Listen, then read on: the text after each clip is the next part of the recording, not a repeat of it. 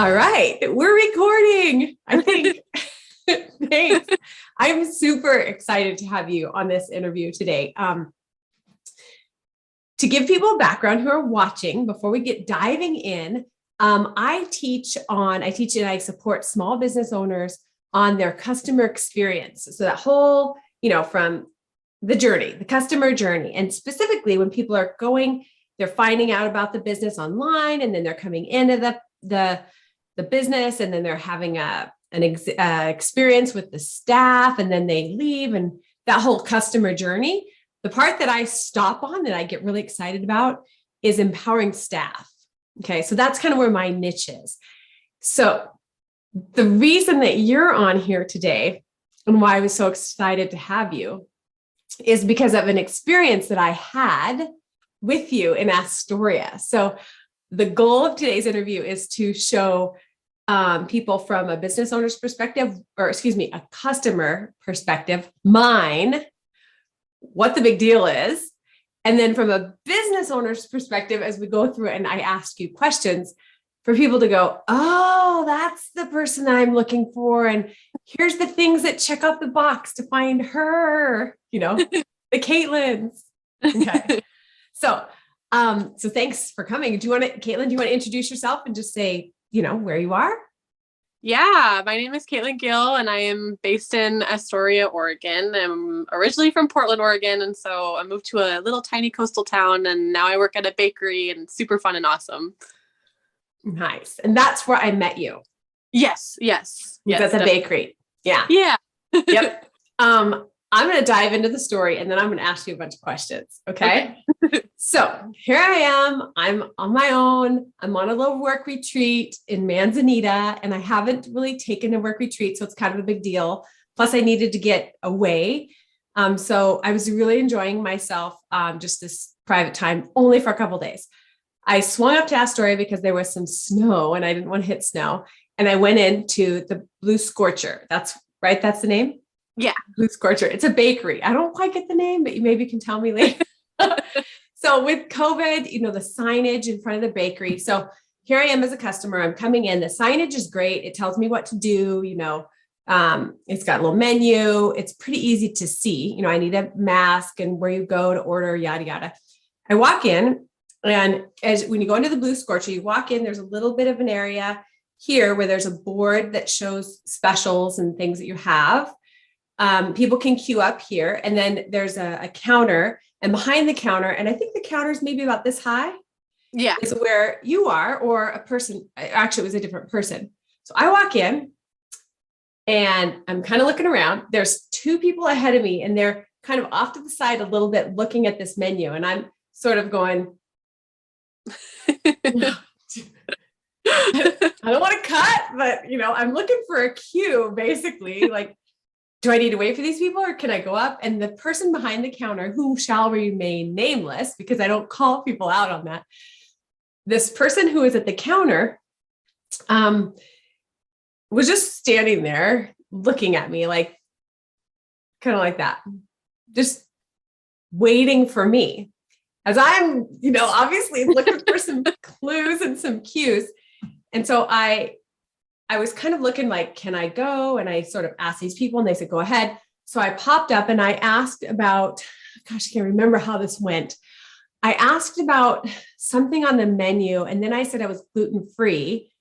And she said something like, no, that one wasn't gluten-free. But then it was kind of the end of the conversation. It was literally no help. I'm like, I'm giving you what I need, some help. And it was just flat. It was so flat. It felt from a customer's perspective like the person was annoyed with me. So I backed up and thought, oh, well, I must need to look at the menu a little more and study it. And took a break. And then you walked up and you smiled at me. You looked at me. You made eye contact. And so I tried again. I was like, came up to the counter, and I told you that I was looking for something gluten-free, and you immediately made recommendations right away. You said, oh, this and this and this, because there were some things on the menu that were already out because you guys are super popular. And then after I ordered whatever it was, I ordered like a breakfast tacos, I think. Yeah. You're so good. And you said something like, oh, you upsold me. And you said, do you want to add something or avocado to it? Or maybe it was just avocado. And I said to you, oh, I don't know. Avocados seem like they're kind of iffy at this point. Oh, And yeah. you said they're really good right now. I'm like, okay. So from my perspective as a customer, you looked at me, you greeted me, you helped me, you even upsold me. And I had this amazing experience. It was super friendly. So much so that as I went over and I waited, and I walked around the block because you told me where to go and all that, what I needed to do. I walked around the block and I was like, oh my gosh, I want to interview her. Then this is the next thing people need to take note of. I went back in to get my order. There were some people, some lady was talking to you, wanting to connect with somebody else who was in the back. And I slipped you my card and I said, hey, I mean, literally like one of these. Yeah. Hey, if I'd love to talk to you about this. And I put my card over there and you were super friendly and nice. That was Tuesday. I got home Tuesday night. Wednesday, I'm catching up with work. Before the end of the workday on Wednesday, I got an email from you.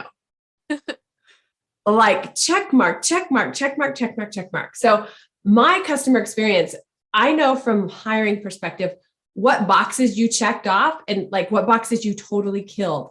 So that's my customer's point of view. So would you, now I'm going to ask you some questions, like what makes you so amazing? No, you're like, just start in. Why am I so amazing? No. What is your experience? You told me a little bit of things before about your passion and what you do. Yeah. So one of my first jobs was a customer service job. I think I was 16 years old and I'm 21 now. I'm going to turn 22 in February. And it was McDonald's and it was a good learning experience as a first job. And I don't think I would want to have that job now. But it was great to learn, going from McDonald's to, other customer service jobs. I've only had one non-customer service job, and going from all the different places, there are specific people that come into specific places and want specific things.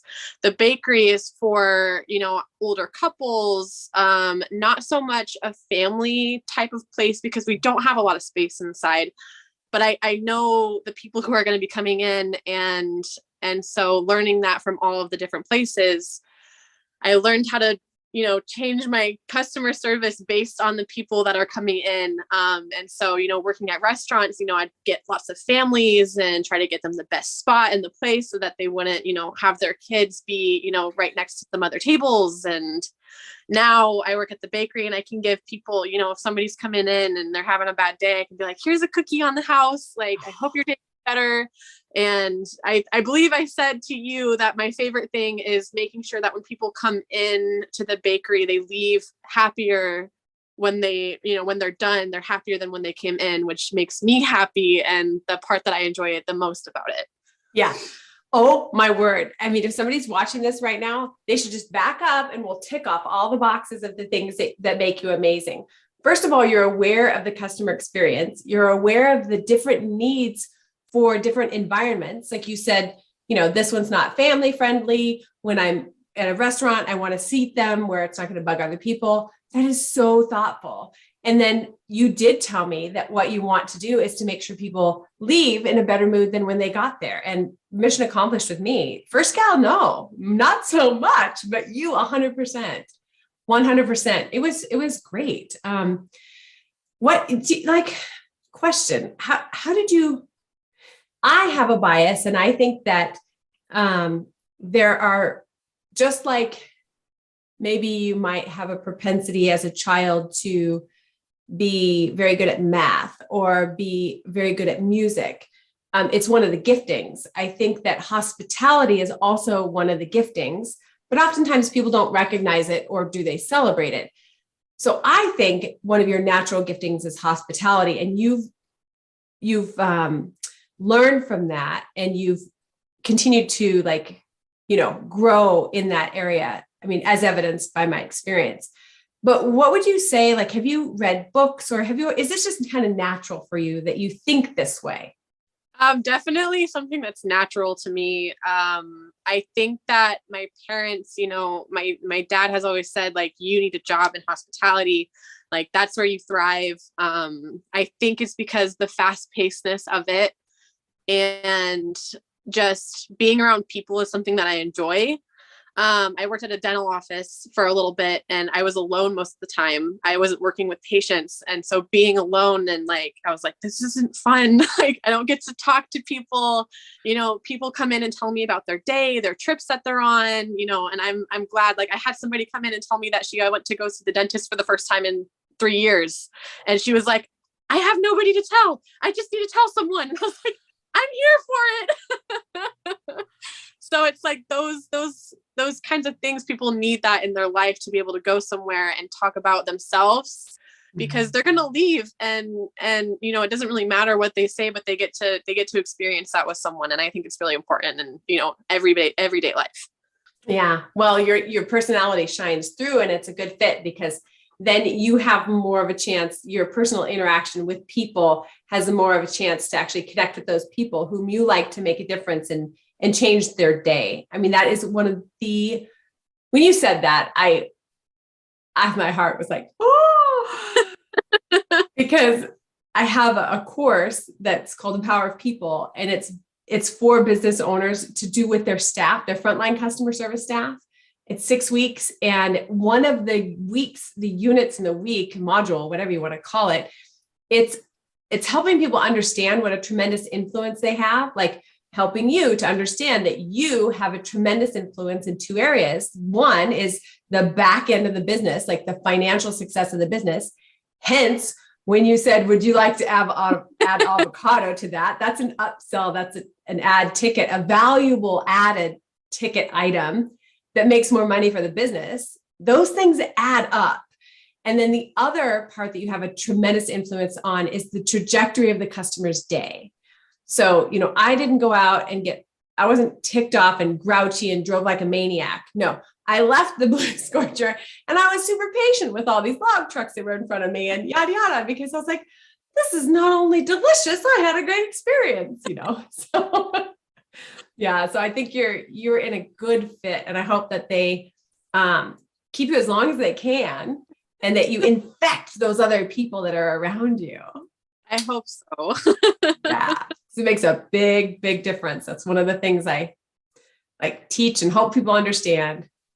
I think knowing that when I go out somewhere, I want to get treated the same. I want that same experience when I go to a restaurant. I want them to act like they're interested in me and my day, because it's, that's what I do. And, most of the time I'm genuine. And then there's sometimes, we're at the end of the day and I'm like, hi, I'm really tired. How can I help you? And hence that's your gifting, right? You are acting in your natural area of gifting. It's true. You are a light to help people. This is a great example of what people should look for to hire, and also how important it is from the customer's perspective of having somebody like you who is front facing. The other girl, she can go work in the back and, just bake bread or whatever, give her a task where she's not interacting with people because rainy cloud. So you're the one that needs to be up front. So I really, really appreciate you coming on and doing this example, because you made a huge positive impression on me. Yeah. Thank you. Thank you very, very much. What's that? That's what I aim for.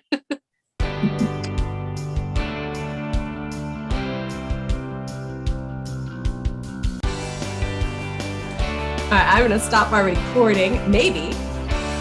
I've tried this sometimes before and it's like, where is it?